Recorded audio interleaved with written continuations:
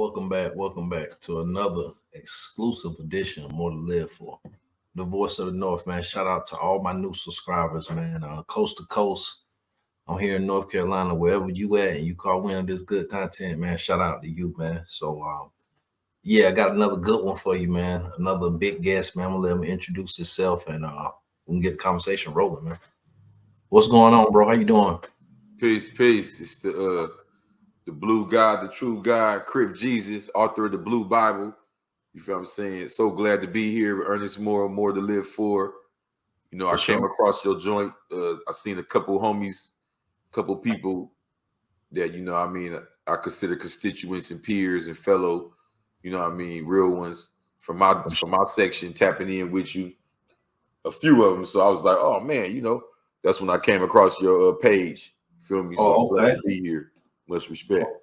Oh yeah, likewise, man. And I definitely appreciate, you know what I mean. Like I said, you being here, man. A name of your status, man. And speaking of your name, man. Like, let's get right into it, man. So, like, how did you get that name that you got, man? With such a unique name like that.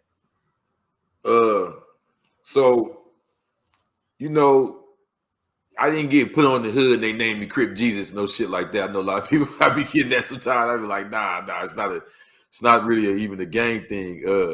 I got that background, but you know, the beauty of my name and my story is it represents literally what it sounds like somebody that was, you know, born somewhere and had to escape. It was, you know what I mean? How Jesus was ran up out of where he was from by the king. And he had to come back when he was 30. You know, I got arrested at a real young age. Came back 30, and by the time I came back, I was part of the 5% nation. You know what I mean? Which in our nation is not really religious like that. So it ain't like you gotta, you know, stop being who you are for say. You know what I mean? It's a knowledge, it's an initiation. We pride ourselves in teaching the streets. So when I came back to the hood with that knowledge, you know what I mean? Me, just my regular personality, the nerd in me, the you know, the righteous man in me that want to keep growing. Even with the streets way, you know, even though I was in the trap and all that, I didn't just want to be one of them homies that got out the pen and know a bunch of shit and not just be teaching. Like I wanted to continue learning as well. You feel me? So I wanted to join with the Moorish Science Temple, and you know, I linked up with the guys and didn't make it just a prison thing. Started traveling around, going to Detroit, New York, all that, tapping in. You feel what I'm saying? And I was gonna change my name then, and I went to talk to my grandpa right before he died, and come to find out I was Gullah Geechee. So all this time I'm searching for who I am and my tribe right here in America, you know what I mean? So after that, I started doing interviews. You know, I got on No Jumper. I got invited to a couple conscious community things, and you know, the name took on a life of itself. But it started in 2020 in Detroit, where I was out there, you know, hustling, doing my thing, but I was really with the gods, you know what I mean? So it was kind of like a contradiction and a balance to who I was. So the guy, one of the guys from the nation of 5% Nation gave me that name, Crip Jesus, while I was in Detroit. And we started a little thing, you know, like I got my shirt right here, the Black Illuminati. So basically our whole thing is, you know, the Illuminati, as everybody says, you know, this secret organization hell-bent on, you know, tearing us apart. And we the opposite, you know what I mean? Whether it goes down to us tapping in with on the legal side, or, you know, not as legit side, you know, we just the ones that's doing the opposite. You know what I mean? We for the people. Feel me? For sure, man. I definitely appreciate the way you laid that out, man. I definitely appreciate that. I definitely got a full understanding of how you came about that name. A couple things that you said, man, that I'm familiar with. Like the 5%, the 5% is I'm familiar with that, and I'm familiar with G Body. I'm pretty sure that's something that you're familiar with. Over here in North Carolina, like most of the guys that you know, end up following that path, end up taking that religion. Most of the time, you know, sad to say, most of the time is why they on the yard, and why they on the yard over here in North Carolina. Those particular factions are considered like security threat groups or whatever. So like, is it something similar to that out there? Like, hell no, complete opposite. That's what's funny. So yeah, It's a blessing we doing this interview. Cause check this out. You're gonna trip off this. So the man I'm under in the 5% Nation, he's the first one to have that name, G Body. I understand what you're saying, it's a popular thing now, but Right. Yeah. if you go to like New York and Mecca and all that, even though they all out there, the ones they call God Body and G Body, they consider them the street niggas. They consider them, that's, you know, after all these years in the past, it then kind of became like a little, I hate to use the word religious, but it's kind of like a divide. You feel what I'm saying? Like you got the ones that's, you know, been doing it since the 60s and 70s, and this is how we do it, and woo woo wop, and we don't do this, we don't do that. And you got the ones like me who might have picked it up in prison, picked it up amongst the homies. You know what I mean? And we kind of dedicate ourselves to not separating from the streets, but actually spreading it to the homies. So I say all that to say he was one of the first dudes to not only use the terminology God Body, but to be called G Body, to shorten it, to not actually say the God, to shorten it to G, like some gangster shit. You feel what I'm saying? So he was one of the first ones being referred to like that down in Atlanta, down up your way, North Carolina. We still got spots out there, all that. Like I'm from 40s, he from 60s. And what makes it so beautiful is that's really what I'm talking about all through this book, is how I was on this journey as a dude from LA and not knowing the history, because you know, it ain't like out there where we got the literature and all that. We don't do that out here. You know what I mean? This Right. You know what I mean? It's almost like if you would imagine a Muslim out here, you know, he all reading the Quran, he all excited about Mecca. You can imagine the Muslims that live in Mecca and Medina, it's nothing to them, right? You know what I'm saying? Right. So out here, we're not learning about Raymond Washington and took, you know, the history. You know what I mean? We already lost in the sauce and growing up crazy. And out here, something like that to us is looked at in a religious fashion. Like, oh, okay, you elevate. Whereas out there, you know, I've been in New York a gang of time, been in Jersey. I see the difference. Like out there, it's kind of like how this is to us. Like it's culturally passed down. So it may be like a dude daddy or something. They might still be in the hood, whatever. So I did find that interesting. But the gods and the, you know, the gods and the earths and the fire, that divide in it, when it kind of in the 70s and 80s, when it became a street thing, it became more in tune with hip hop and Wu-Tang and all that type of. Right. Yeah, my actual enlightener is a big part of that. He's one of the first people with that name, G Body. Where's Bond? That's what it is. That's what it is. So let me ask you this, man. Perfect segue, man. Perfect segue. Your particular area of LA that you grew up in, man. Like, can you tell us about that, man? How was that growing up in your particular section? Yeah, so I'm from Leimert Park, and what's crazy for me is I'm from the actual Leimert Park. That don't mean, I'm not saying that to say anybody else ain't, but our hood, the Rolling 40s, the Crip set that I joined, that's affiliated with Leimert Park. We got a real big hood. You know what I'm saying? So we got Leimert Park. We got another area, the western side. We got another area, the Vermont Square Park. You feel what I'm saying? It's called the Park Side. Then we got another area called the Dark Side. So Leimert Park is inside of the side that's called the Avenues. So, but I'm from the actual Leimert. Like, there's an area right there around that park called Leimert Park. I grew up right there on Degnan and all that. So for me, it was crazy because I wasn't born in Leimert Park. You feel me? I was born in LA, you know, average black, poor family moving around spot to spot, you know, different Section 8, different whatever.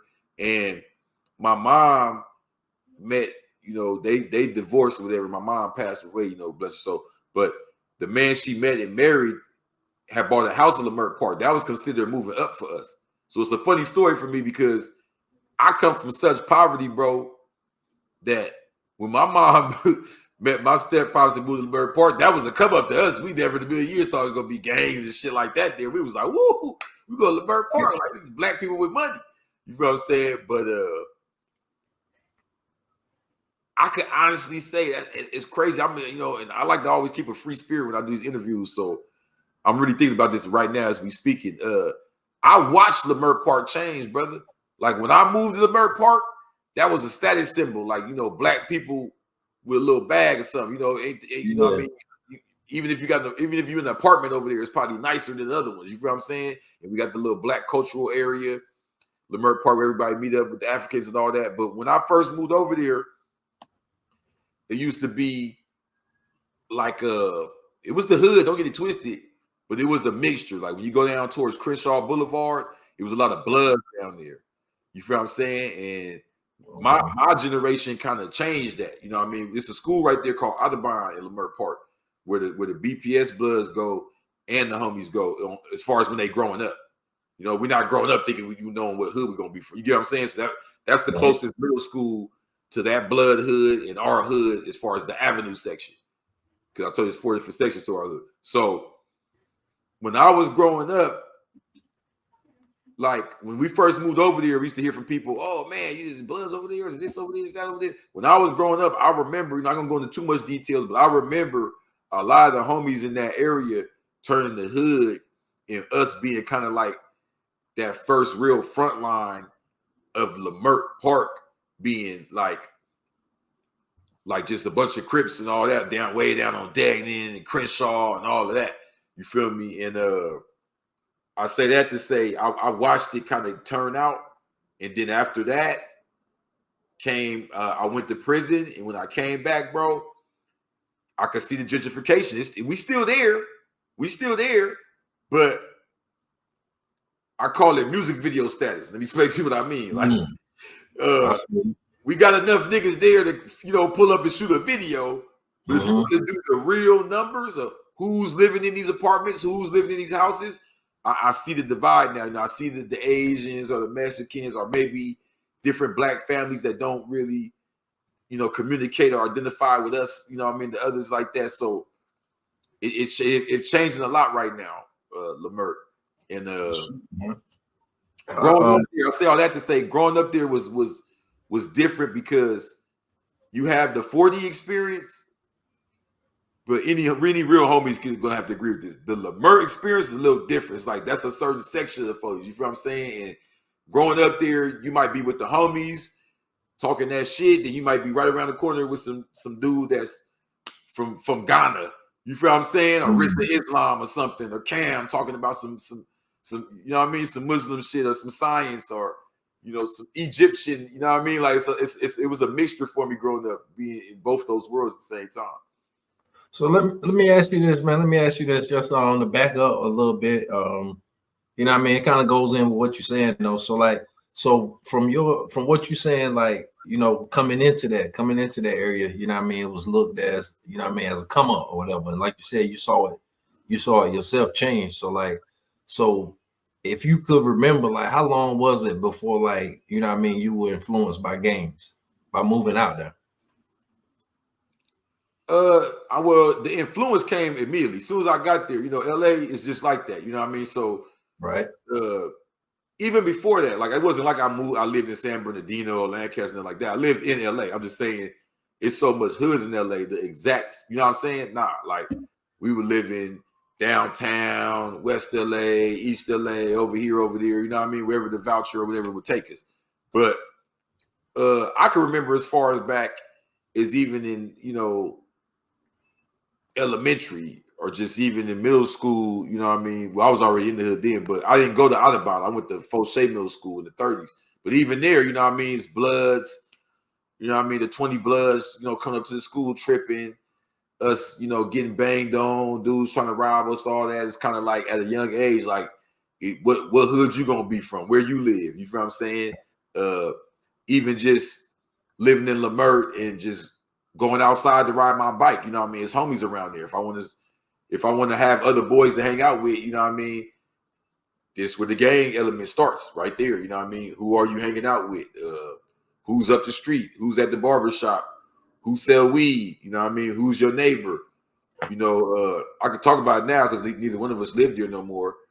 On my block where I grew up, it wasn't like, every house is 40 Crip or nothing like that. But next door to me, the dudes that lived there, they was only a few years older than me, and they had a spot.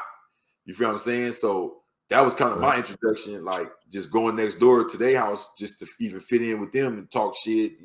What's up with y'all? Maybe smoke some weed. It'd be Crips over there from 60s, from 40s, from a lot. What's crazy about it? From a lot of these gangs that we see on, No Jumper and all that now. You know what I mean? The dudes we see, like I can remember them coming to that spot just growing up.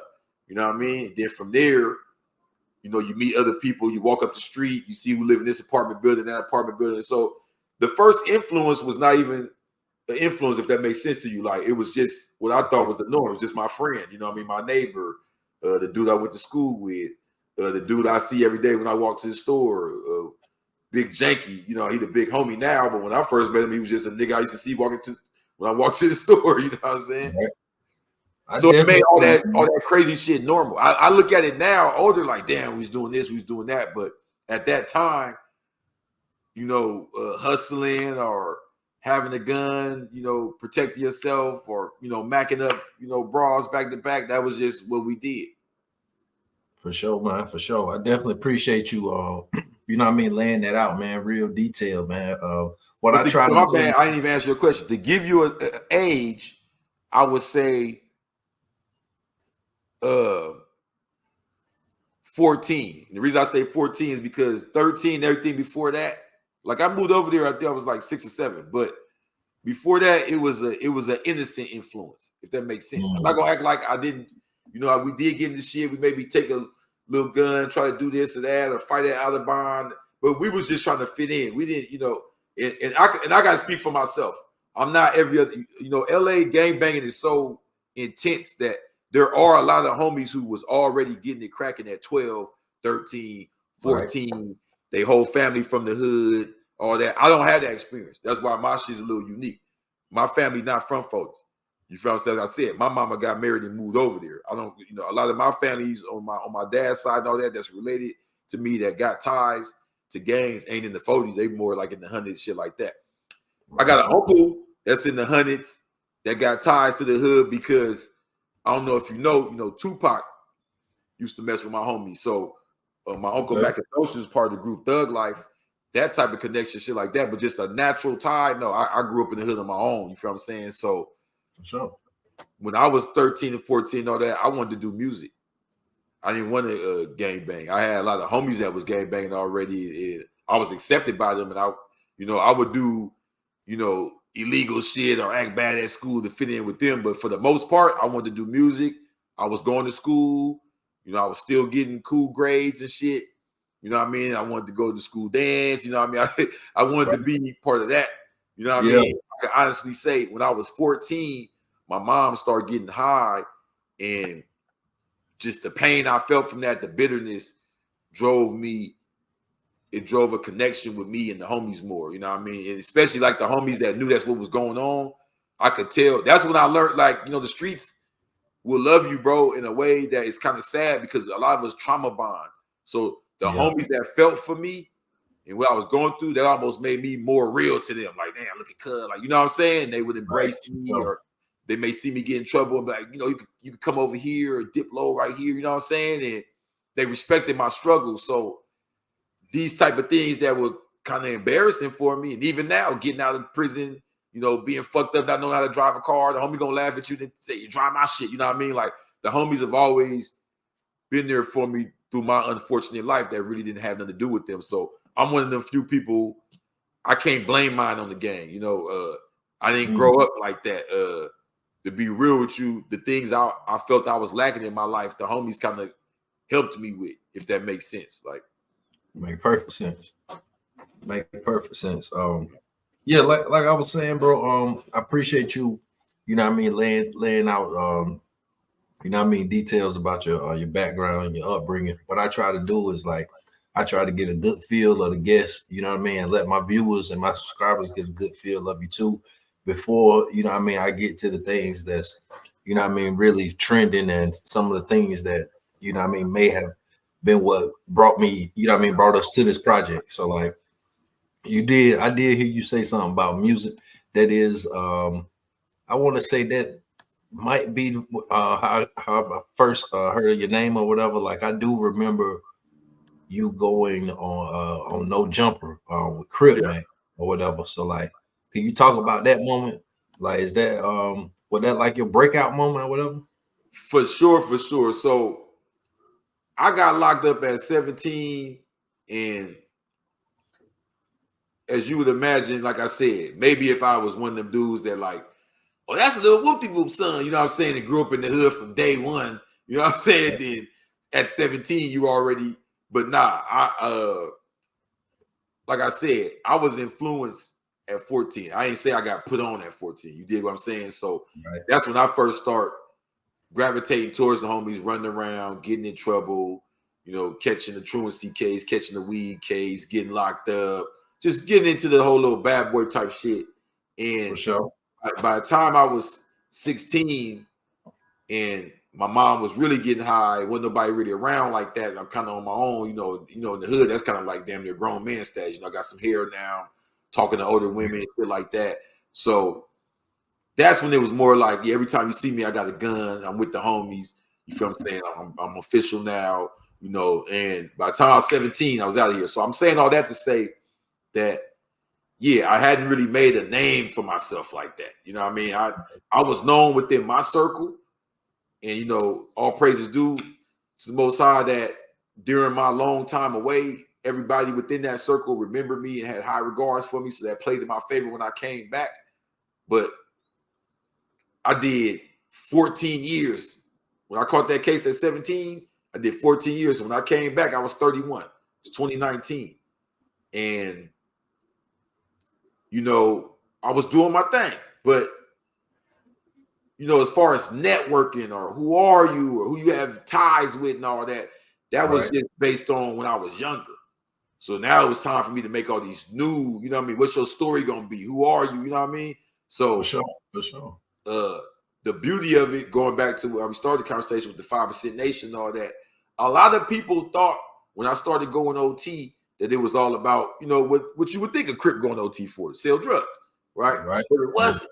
And I'm not going to sit here and act like I'm holier than thou, like I never bust no plays or nothing while I was OT, but it wasn't about that. You get what I'm saying? I was literally invited to Detroit by you know what I mean, by one of the guys, because he wanted to show me Hamtramck in Dearborn and all, where Wallace Farr Muhammad taught Elijah Muhammad, and he wanted to show me like all the cheap land and homes and shit out there, and how he was flipping the houses and doing this thing. And that's what I went for. Now, while I was out there, yeah, you know, we're gonna get our money, we're gonna do what we do. So I was doing that. In the midst of that, just like, you know, the average motherfucker, you know, yeah, I rap, I do this and that. So the point is, during that time, that was 2020, pandemic. I don't know if a lot of people remember, but that's when No Jumper really got his name. You know, a lot of people gonna say no before that, Draco. Nah, fuck all that. Before Crip Mac went on No Jumper, the hood, I don't know what everybody else was watching, maybe on some hip hop shit, but the hood, like niggas sitting in the trenches, slanging all day with the homegirl, not worried about no jumper. Oh, cuz turn that on. That was because of Crip Mac. So when Crip Mac started going there, I'm like, oh shit. I start tapping in as far as like paying them for promo. You know what I mean? Getting tapped in with features, shit like that. We had met through the homie Tiny Gun. So we met on some Crip shit, but you know what I mean? It's still business. You know what I mean? Tiny Gun rap. I know Tiny Gun since we was kids. You know what I mean? So I met him through Tiny Gun. We built our own relationship, whatever, and he had a CD come out. Now, the reason I'm building the story up like this is because a lot of people want to act like Crip Mac was a rapper, you know, and that's not true. Crip Mac really got popular for, you know, his Crippin', his voice, his personality. I remember he used to have the black cat and shit and sit in the house. What was that name? Shamar, something, I don't know, but I used to be watching it from the beginning, and they brought him Tony Mac or some shit like that. No, I was trying to think of the name of that cat, but I didn't mean to cut you off. I'm talking about, right? The black cat. So, yeah. So I'm on No Jumper, and he said, I'm gonna drop a CD, Blue Rags and Money Bags. So I'm like, nigga, I gotta be on there. So he dropped the listing for the CD, and I didn't see my name. And I'd already been doing promo, already had some songs with him. I'm like, what's going on? I see the song we on together. He's like, oh man, you know, so we figure it out by my name on the back. So Adam 22 was reading the track list, and they was making fun of AD. And they was like, man, you the last one on the CD. Let's read who became before you. So as they reading all the names of everybody that's before him, they get the track that got me on it. They say something featuring Crip Jesus. Who the hell is Crip Jesus? Oh, it's got to be. So I'm OT. And everybody keep calling me saying, "Oh, Adam 22 keeps saying your name." Like he would say my name every few episodes. Like it was funny as hell to him. And when I went on there, it was like the first time. That's why I told the whole story. Like from being locked up and only being out a couple of years, yeah, that was my first time doing anything where it was that many eyes on me at once. Right. And but what the beauty of it is, you know, I started this.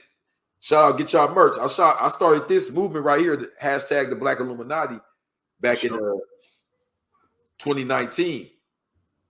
We made it official in 2020, March 30th. That's when we put the name Crip Jesus, leader of the Black Illuminati. And during that time of me building the name up in the movement, it kind of got lost in the sauce. I'm not gonna lie. Like it started off with me with all this teaching type stuff, and by the time we got to 2022, you know, it was me with minks on in New York with chains on with a Draco. It was like we had lost sight of the whole. Like we had kind of, you know, it was kind of like, yeah, you know, I'm teaching, but I'm you, and it kind of went too far to the left. So when I went on No Jumper, that was the first time all them eyes was on me. You know, I feel like I handled the conversation right. I really spit some knowledge and all that, kind of put it back where it needed to be. So I got a lot of phone calls from that. And that's how I got into the conscious community. That's how I ended up writing the book. Oh, my best. That's how I ended up writing the book and, you know, real deep. Got really into it, you know. And I ended up exposing Adam 22 in the book about his last name and his family and what they, you know, what their agenda really is, in my opinion. For sure. Hey, look, let's get right to it, man. Before we wrap things up, that is something that I definitely wanted, you know what I mean, to take time to talk about, man. This daggone book, man. First of all, how you come up with the name, some of the content that's in it, man. I don't want you to give up all the game that's in it because I want them to go out and get it. Also, the people on my end that's watching, and then I want you to, you know what I mean, if you could tell us where we can find it at, man. Oh yeah, well, you can go to cripjesus.com, or you can just reach me directly. I'm on Twitter, Crip Jesus Blue God. Instagram, it's Crip Jesus, ITSCRIPJESUS. And basically, it's not like what people think probably, like, oh, Crip Jesus tells his story. It is my story, but it's not really focused on me and my story. It's really a breakdown of our story. You feel what I'm saying? And it's me using my journey to tell our story. So, you know, I got a chapter in there talking about Crip and how I learned about Raymond Washington. And then I learned about the name Washington coming from the tribe Washita, us being the original people in North America and the mound builders. And then I found out that he had a friend that's the Grand Sheik of the Moorish Science Temple now, named Danifu Kareem Bey. He wrote a constitution for us. You feel what I'm saying? When I was in prison, I met Munster Cody. He was Black Guerrilla family. You know, I'm breaking down how I have all this information from the streets, and it's for the streets. Okay, even the 5% Nation. That's not something where I went to a temple and bowed down. You know what I mean? I was in prison. You know what I mean? This is the street knowledge. This is the degrees that they allowed out. More Science Temple. I learned about that because I'm in the cell with the homies that's from the East, and they telling me about Jeff Fort. You feel me? And I'm reading about Jeff Fort. I'm like, damn, that inspired me to. That's why I even went to the Moorish Science Temple. It wasn't just I wanted to wear a fast hat or nothing like that. You know what I mean? I'm reading about Jeff Fort, what he did with the information. I said, well, let me go check this out. You know what I mean? And went down there and, you know, learned from them. It was a blood brother that his family was from Jamaica. He was Rasta. He the one put me on that, learning about Haile Selassie and the bloodline, you know, the real Jews from Ethiopia and all that. I go into, you know, when I go to my grandfather and learn my last name, Gullah Geechee, and all that hidden history, how we was never really slaves. There was enslavement going on, but there never was a time in history when all black people submitted to all white people. Then I found out about the islands over there off the Carolinas and the islands right there off of Georgia and how we got land and all the wars, the Yamasee War and the, you know what I mean, the Indian Wars, the Seminole Wars. So I break all that down to a T, showing how I came to all that through my journey, through my last name, through my gang, through, you know what I mean, through other gangs that we so-called beefed with. Feel me? For sure, man. For sure. I definitely, it's definitely something I want to get, man. I'm pretty sure it's a link that you can give me, or is it a website they can find it at? Oh yeah, for sure. I'll give you the link. We'll put it down there. But like I For said, sure. they can tap in with me direct too. They can just, for a lot of people that'd be easier. You know what I mean? They can hit me right on social media, get directly Right. from me. So if you could, I'll man, give you the link though. Hell yeah.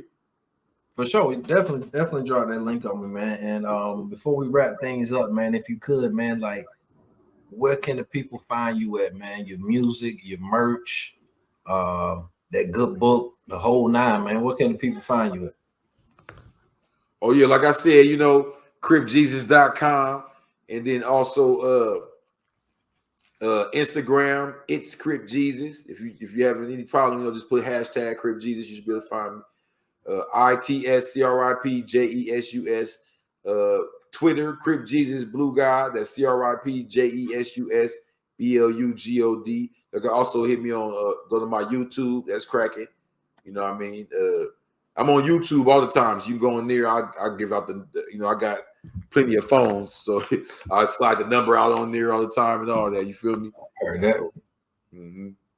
Definitely, man. Yo, this definitely been an enlightening interview. You know what I mean? I definitely enjoyed it, man. And I definitely think a lot of people from where I'm from, you know what I mean, they can take something positive from this, you know what I mean? So I definitely appreciate you for doing this, man. Before we wrap things up, anybody you want to shout out, man? Yes. Shout out to G Body. You feel what I'm saying? Shout out to his son, Almighty Allah. And shout out to the homie too, Spotty Face, man. I saw his interview with you, and I really like what he been doing, bringing a new spin to this, this gangster interview type thing. You know what I mean? I like, he really been a good inspiration to me to keep For going. sure, definitely, man. Definitely. Speaking of Sporty Face, man, definitely shout out to all the guys that I've been able to work with for your particular section, man. Definitely get well soon. Lupe 46, Lupe got him, man. I definitely want to shout out one more time just because I'm working with somebody, you know what I mean, from a particular section. So like before we wrap things up, man, like I'm looking forward to working with you in the future. I'm definitely looking forward to exchanging merch and once I get my hands on that book, man, I'm definitely gonna read it and understand it and definitely pass the word on. So I definitely appreciate you, a good brother, for you know what I mean. Like I said, man, taking the time to work with me, man, because your name ring bells and you already know it. So you know what I mean. I don't take none of this for granted. You know what I mean. So it's definitely been I a pleasure. appreciate you. Sure. For sure, man. For sure. Yeah. So definitely shout out to the whole state of California, North and South, man. Definitely. I've been able to work with some good guys out there. So if it's nothing else, man, I'm gonna go ahead and wrap things up. This been another great exclusive edition of More to Live for another great interview, man. I know y'all learned something because I did. If you're new to the channel, go ahead and hit that subscribe button, like the video, drop a comment, man. We can have a good conversation right there in the comments. You know what I mean? Hit that share button. You know what I mean? Subscribe. It's free. Share this video with a friend, a like-minded individual. You know what I mean? And we're gonna keep it going, man. We're gonna keep the marathon going, man. And you already know what this is, man. I'm the voice of the North, man. Why settle for less? Everybody out there in the Carolinas, man, like I was saying, because I just talked to a sister that got the book from South Carolina, but she's from the islands though.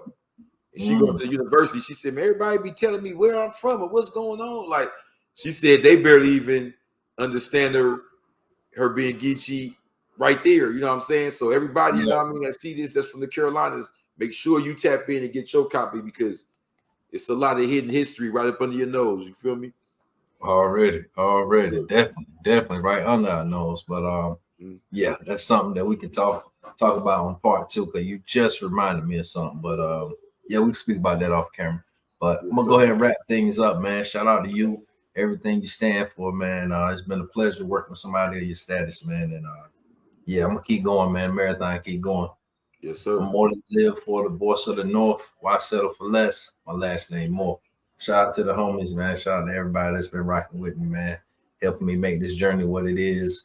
And shout out to the ones that secretly wishing for me to fail. It'll never happen, man. Like I said, my last name is More. So why I'm gonna settle for less already? Yeah. Peace.